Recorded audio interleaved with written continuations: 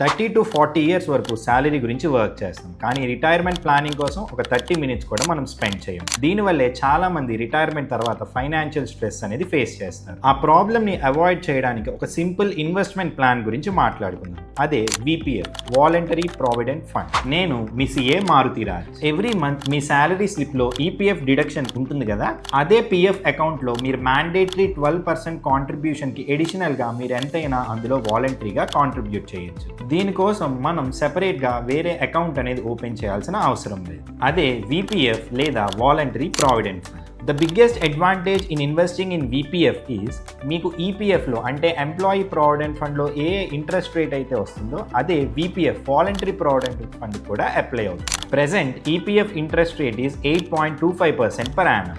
Government backed investment కాబట్టి ఎటువంటి risk లేదు. అలాగే మార్కెట్ అప్స్ అండ్ డౌన్స్ గురించి కూడా స్ట్రెస్ అవసరం లేదు. But the question is how it helps in retirement. ప్రతి మంత్ శాలరీ నుంచి ఆటోమేటిక్గా ఇన్వెస్ట్ అవుతుంది కాబట్టి డిసిప్లైన్ సేవింగ్స్ హ్యాబిట్ అనేది బిల్డ్ అవుతుంది. ఎర్లీ ఏజ్లో స్టార్ట్ చేసి రెగ్యులర్గా ఇన్వెస్ట్ చేస్తే రిటైర్మెంట్ టైంకి ఒక స్ట్రాంగ్ కార్పస్ అనేది బిల్డ్ అవుతుంది. కానీ ఇన్కమ్ ట్యాక్స్ యాక్ట్ ప్రకారం ఒక ఇంపార్టెంట్ రూల్ని గుర్తుపెట్టుకోండి. ఎంప్లాయీ కాంట్రిబ్యూషన్ ఒక ఫైనాన్షియల్ ఇయర్లో 2.5 lakhs అండ్ అబవ్ ఉంటే దాని మీద వచ్చే ఇంట్రెస్ట్ని ట్యాక్సిబుల్ అయ్యే అవకాశం ఉంది. రిటైర్మెంట్ తర్వాత ఫైనాన్షియల్ ఫ్రీడమ్ కోసం ఇది ఒక చాలా మంచి ఆప్షన్. కాబట్టి కాంట్రిబ్యూషన్ అమౌంట్ని ప్రాపర్గా ప్లాన్ చేయండి. మీ రిటైర్మెంట్ ప్లానింగ్ ఆల్రెడీ స్టార్ట్ చేశారా? లేదు, ఏమైనా టిప్స్ కావాలంటే కమెంట్స్లో రిటైర్మెంట్ అని టైప్ చేయండి. అలాగే ఇలాంటి more insightful updates and practical tips కోసం do follow our page. Thank you.